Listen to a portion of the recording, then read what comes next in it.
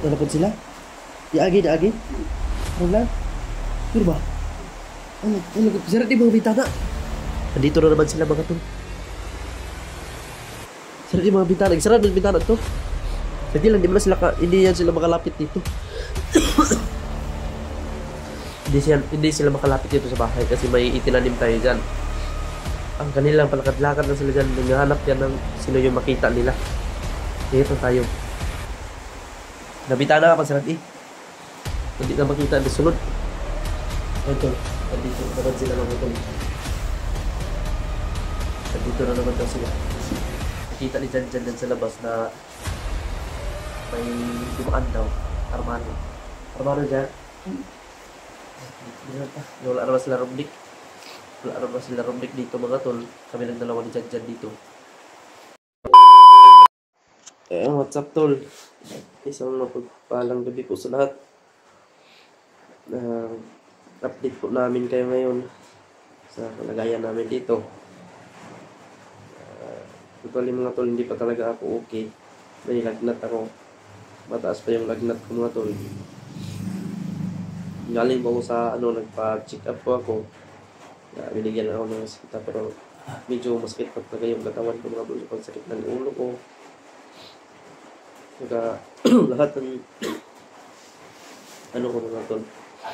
Kami lang dalawa ni Jan ngayon dito mga tol kasi si Jano at si Romnick pumalis sila. Pumunta si Romnick dun sa kanyang pamilya. Dahil yung mama ni Romnick inatake. Dinala po. At inadmit po ngayon mga tol. Yung mama ni Romnick. Nag-alala din si Romnick dahil yung papa niya hindi makagalaw. Wala nang babantay dun sa kapatid ni Romnick na yung maliit pa na kapatid ni Romnick dahil yung papa na hindi makatulong sa pag-ano ng bata kasi hindi yun makakatayo dahil sa pagkadisgrasya patong-patong yung problema nila ngayon mga tol. Ako rin mga tol, mayroon mga may lagnat, kaabi yung lagnat mga tol. Yung anak ko nilagnat. Yung asawa ko mga tol nilagnat. Ako, nung mga tol, hindi talaga ako makatayo. Bakit hindi ako makatayo mga tol? Yun lang mga tol. Kasi nag-update ako sa inyo ngayon. Dahil wala sila Romnick dito mga tol. At mayroong sumugod dito sa amin. Na hindi naman sila nakalapit dito sa bahay mga tol. Kasi may inilagay na po akong pangpakuran ba. Dito sila nakalapit mga tol. Ang kanila lang, padaan-daan lang sila dyan sa labas ba. Padaan-daan lang. Alit po kami ngayon dyan dito. Kaya mga kargada po kami ngayon. Kaya kung sakaling papasok sila, may pang laban tayo ba.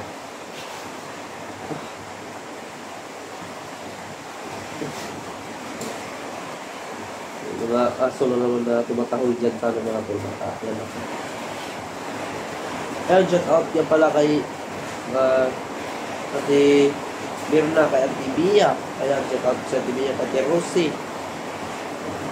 Shout out ko sa Ate Rosie. At kay Daday Elizabeth. Ayan, shout out po kay Ate Rosalinda. At bigyan shout out ko sa Ate Rosalinda. Kay God.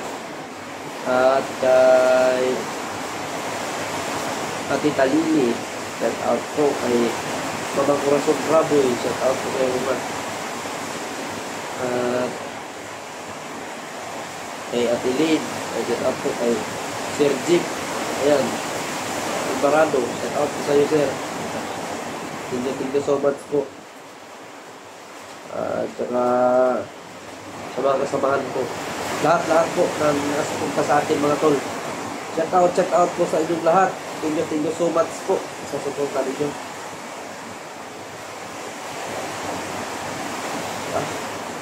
Alam niyo po. Salamat sa suporta ninyo. Hindi pa talaga ako okay mga tol. Masakit pa talaga yung kawan ko. Gamit pa yung lagnat ko.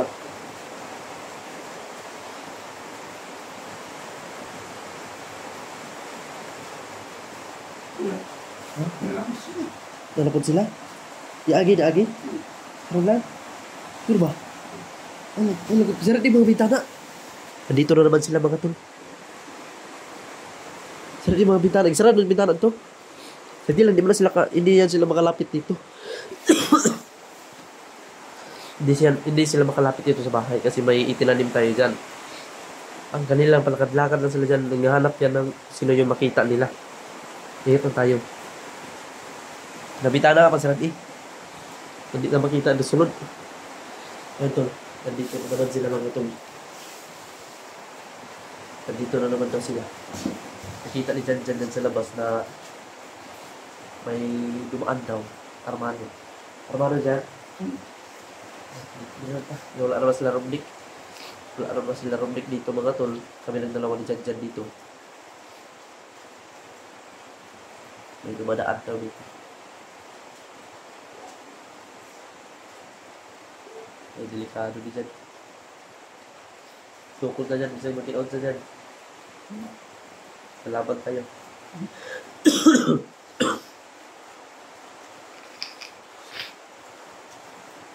Inuupo ko. Dito na naman sila mga tol. Talaga ngayon pa sila umatake na wala sila rumlik dito.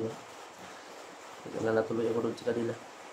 Gusto ko sanang samahan sila rumlik pero yun, wala akong magawa dahil may lagnat pa ako mga tol. May gubuhat may sitting pa ako. Dito. Talagang wala na silang takot mga tol na pumasok dito.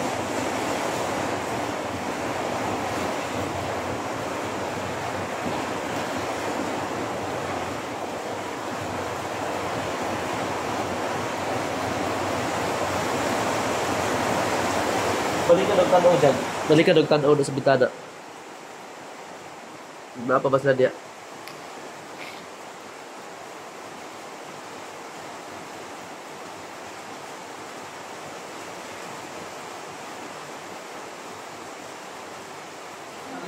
Wala na.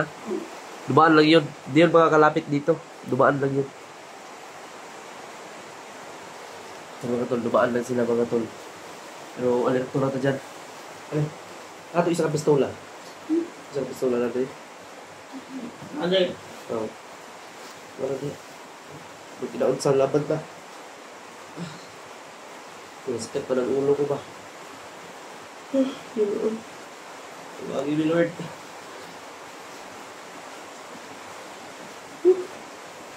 Pero wala mangyayari ito sa dito sabit mga to. Wala pa naman akong lakas ngayon dahil ilagnat pa ako. Batake pa sila. Ngayon, batake na sila dito. Hindi wala natin ngayon. Nagalala ko mga tol nito nila Rumtik ba? At saka Jado. Ngayon, si Rumtik talaga mga tol. Grabe yung problema niya ngayon. No? Dahil yung baba ni Rumtik, yung nanay niya, na yun ang nag-aalaga sa kapatid niyang maliit. At saka sa papa ni Rumtik, nalagaan yung mama niya kasi na-disgrasya yung papa ni Rumtik. Hindi ba katayo, hindi ba kahanap buhay. So, ang problema mga tol, tinatake yung mama ni Rumtik ng high blood. Ayun, umano ba, parang ano niya, baba niya ba ito, parang ano ba, nahiwi ba, at saka yung kamay niya parang nadinikig na. Yeah. Yun, pero umalis, walang pag-alis niya mga tol, para puntahan yung papa niya kasi hindi makakaalaga yung papa niya sa kapatid niya. Dahil sa kondisyon din na hindi makalakad, hindi niya matatayo, paano na yung mga kapatid ni Rubik? Delikado. Ano na yun? Yung mga kapatid niya, walang mag-aalaga. Hindi kaya ng papa niya alagaan yung kapatid niya kasi may diferensya pa yung papa niya. May ano kasi yun sa paa na yung paa niya di mga kalakad pa dahil na-disgrasya sa motor. Sobrang pamamaga pa nun. Hindi pa talaga kayang lumakad. Kaya agad si Romnick na sumugod doon mga tol at para puntahan yung mama niya kasi inadmit na yung mama niya mga tol eh. Malapit na daw pumutok yung ugat dito sa ulo dahil hindi na dali ba. Yun ang delikado kapag pumutok yung ugat. Yun. So, sa kabutihan mga tol yun. Nandun na admit na daw yung mama ni Romnick. Kaya yun ang puntahan niya. At saka yung kapatid niya, ang kawawa dyan kasi walang mag-aalaga. Walang magpapakain. Sobrang liit pa nun. Mayroon siyang isang kapatid pero sobrang liit pa talaga nun. Yung sunod ni Romnick, si, ano tawag doon, si Jerome. Eh, maliit pa yun. Di pa kayang mag-alaga ang bata yun. Hindi na naawa ako kay Romnick ba. Sabi ko sa ganyan ako, wala lang sana akong lagnat, sasamahan kita doon. Pero, halos na hindi pa ako makakatayo mga tol eh. Lagi lang ako humihiga. Dahil nga masakit yung magpuwag ko ba. Mga paa ko, masakit. May ubo pa ako.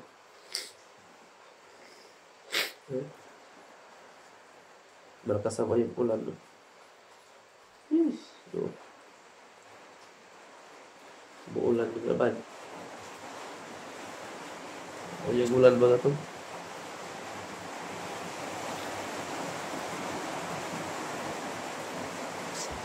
So yun tol, siguro dito lang yung magtatapos na video mga tol. Magbantay muna kami dyan dito kasi baka pumasok na naman yung mga hayop dyan. Padaan-daan dito sa bahay. Parang may plano silang pasukin ba. So, huwag na kayo mag-alala mga tol. Nag-iigat po kami dito minsan dyan dahil kami nagdalawa. Mas wala pa talaga akong lakas. Dyan na talaga yung maasahan ko ngayon. Kaya mo ka dyan? Ha? Kaya? Kaya daw sabi ni dyan mga tol. Kaya mga tol, set up na siya lahat. Dito na siya magtatapos. Abangan niyo po kung anong mangyari ngayong gabi. Dahil magbibideo po kami kung ano man yung mangyari. Para may update kami sa inyo kung ano talagang kung mangyari dito sa bahay. So tol, thank you so much po. At God bless sa inyong lahat. At magandang gabi po sa inyong lahat mga tol. Thank you so much po. We love you all. God bless.